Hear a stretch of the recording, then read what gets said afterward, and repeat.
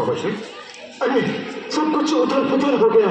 उथल पुथल? हाँ, तुम इतना तो जानते हो ना कि विराट नगरी में अर्जुन के पुत्र अभिमन्यु का विवाह राजकुमारी उत्तरा के साथ संपन्न हो गया है। मैं सब कुछ जानता हूं मामाश्री, सब कुछ जानता हूं, परंतु आप भी अपनी बुद्धि उन बुद्धू पांडवों के ऊपर खपा रहे हैं। भांजे, इस विवाह में सम्मिलित सभी राजाओं महाराजाओं की सूची देखकर मेरी आंखें फटी की फटी रह गई, जबकि हमने पांडवों को भिखारी कहकर उन्हें घास तक नहीं डाली थी। भांजे, इतना तो तुम समझ ही रहे हो ना। इसका अर्थ ये है कि ये सारे राजे महाराजे युधिष्ठिर के भतीजे के विवाह में सम्मिलित होकर इस बात का प्रमाण और आश्वासन दे रहे हैं कि वो अब भी युधिष्ठिर को ही अपना सम्राट मान रहे हैं। भांजे, अब इन वनवासी पांडवों को निर्बल समझना बहुत बड़ी भूल होगी। हाँ। मामाश्री, आप व्यक्ति चिंतित हो रहे हैं। पांडव चाहे जितने बलवान हो जाए, उनका बल हमारे छल का सामना नहीं कर सकता। हम छल कपट के साम्राज्य के सम्राट हैं, सम्राट। हाँ, और सदा ही हम सम्राट रहेंगे मामाश्री। इस भ्रम में तो रहकर दशानन रावण भी मारा गया था। एक बात हमेशा ध्यान रखो भांजे, राजपाट कभी भी भ्रम और निश्चितता से नहीं चलाया जाता। पांडवों ने विवाह की आड़ में युद्ध की तैयारी करते हुए हमारे साथ एक कुटिल चाल चली है। कुटिल चाल, हाँ कुटिल चाल, क्योंकि पांडवों ने विवाह संपन्न होते ही विराट नगरी के पुरोहित को अपना दूत बनाकर हस्तिनापुर भेजा है। परंतु मामाश्री, वो दूत है कहां? इसी बात का तो मुझे दुख है भांजे कि तुम्हें कोई खबर ही नहीं कि मैं अपनी आस्तीन में कितने सांप पाल रखे हैं। अर्थात तुम्हारे महामंत्री विदुर, जो दूत को दरबार में लाने के बजाय सीधे महाराज धृतराष्ट्र के पास लेकर चले गए। यदि अब भी तुम समय गवाओगे तो मुझे डर है भांजे कि कहीं महाराज धृतराष्ट्र पांडवों को उनका राज्य वापस देने की भूल न कर बैठे। नहीं मामाश्री, नहीं, यह कभी नहीं होगा। हाँ। मैं पांडवों को उनका राज्य कभी नहीं लौटाऊंगा। भांजे, भांजे, हे द्वारिकाधीश, मैं एक पिता हूं।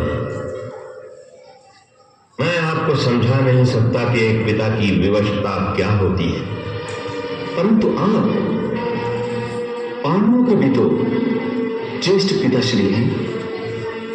आप उनके विरुद्ध कैसे जा सकते हैं? पांडव स्वयं आपको आज भी अपने पिता समान मानते हैं।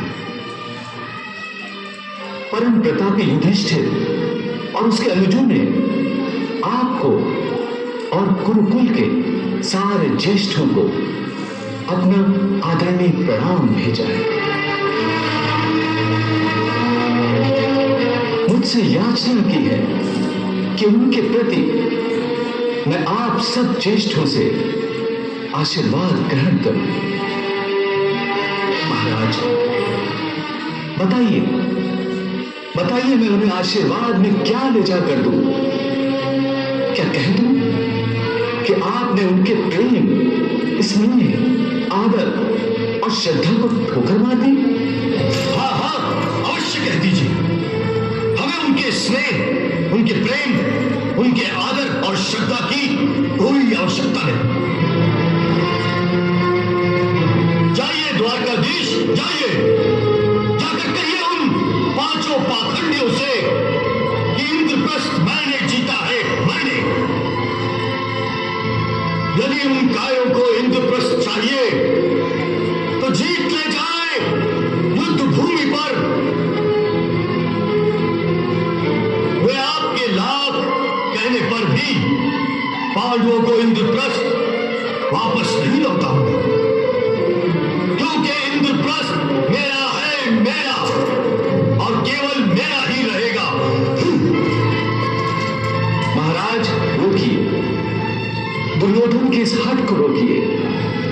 कहीं ऐसा ना हो कि आपका ये पुत्र अपने झूठे मान गुमान और हट के लिए विनाश के उस भयानक जंगल में भटक जाए जहां से निकलने का कोई रास्ता ना हो।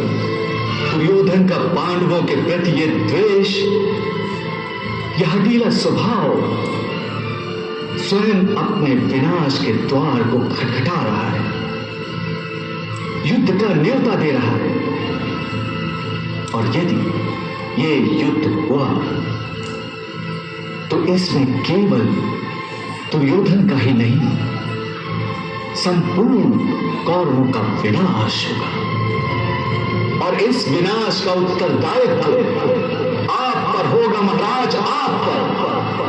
द्वारकाधीश, आप हमारे आदरणीय हैं, परंतु इसका अर्थ यह नहीं कि आप शांति दूत बनकर महाराज को भड़काएं, उनको युद्ध की धमकी दें। यह मैं कदापि सह नहीं सकता। आपकी भलाई और आदर इसी में है कि आप उन पांडवों की गुण गाथा का गान बंद करके चुपचाप बैठे रहिए। दुर्योधन, अपनी जीवा को लगाम दो और सत्य सुनना सीखो। द्वारकाधीश के प्रति ऐसे अपशब्द शोभा नहीं देते। भगवान के प्रकोप से डरो। पितामह, डरते वो हैं जो कायर होते हैं। मैं किसी के प्रकोप से नहीं डरता, क्योंकि दुर्योधन स्वयं एक प्रकोप है। प्रकोप। ठीक कहा दुर्योधन तुमने, तुम एक प्रकोप हो और अब यही प्रकोप बिजली बनकर हस्तिनापुर पर गिरने वाला है। महाराज, दुर्योधन के ये कटीले और विषैले शब्द एक अनावश्यक युद्ध को अनिवार्य कर रहे हैं। महाराज, धर्मराज युधिष्ठिर ने अपने शांति संदेश में यह भी कहा था कि यदि महाराज धृतराष्ट्र अपने पुत्रों के हाथों लाचार होकर हमें हमारा राज्य न लौटा सके तो हमें कौरवों की इस भरी सभा में अधिक लज्जित न कीजिएगा, उनकी व्यवस्था का प्रदर्शन न कीजिएगा। उनसे पांडवों के इंद्रप्रस्थ के बदले 5 भाइयों के लिए केवल 5 गांव ही मांग लीजिएगा। वो 5 गांव पाकर ही संतुष्ट हो जाएंगे।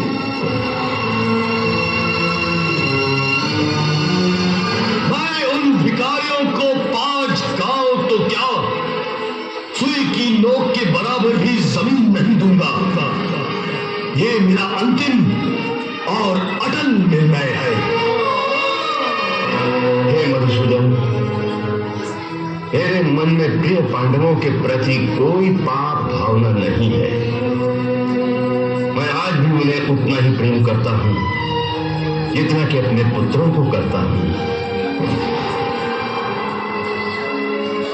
हे जनार्दन, तुम तो सब जानते हो, मेरा शरीर अवश्य इस राज सिंहासन पर बैठा है, परंतु मेरी आत्मा को किसी ने संबंधों के प्रेम जाल में फंसाकर किसी अंधेरे। महाराज धृतराष्ट्र, आप अपनी विवशता का दुखड़ा रोककर अपने कर्तव्य से मुंह नहीं मोड़ सकते, उससे भाग नहीं सकते। आप राजा हैं, राजा, और राजा किसी के अधीन नहीं होता और ना ही किसी का बंदी होता है, बल्कि वो उनको बंदी बनाता है जो दूसरों के अधिकारों को हड़पना चाहते हैं। बाजे, श्री कृष्ण तो शांति की भाषा की जगह युद्ध की भाषा बोल रहे हैं। ये दूत की मर्यादाओं का उल्लंघन है। ये जीजा श्री को हमारे विरुद्ध भड़काकर हमें बंदी बनवाना चाहते हैं। हाँ, अरे ये क्या मुझे बंदी बनाएगा?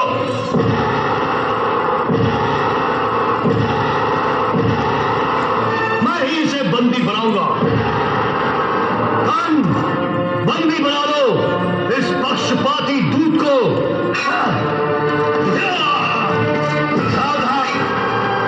किसी ने भी द्वारकाधीश की तरफ एक कदम बढ़ाने का साहस किया तो यहीं इसी दरबार में सरों का ढेर लगा दूंगा।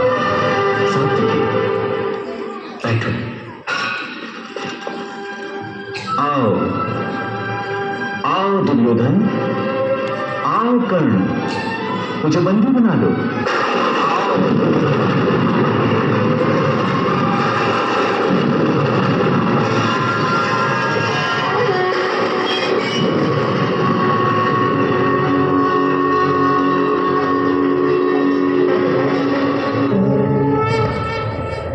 यदा यदा हि धर्मस्य ग्लानिर्भवति भारत अभ्युत्थानमधर्मस्य तदात्मानं सृजाम्यहम्। परित्राणाय साधूनां विनाशाय च दुष्कृतां धर्म संस्थापनार्थाय संभव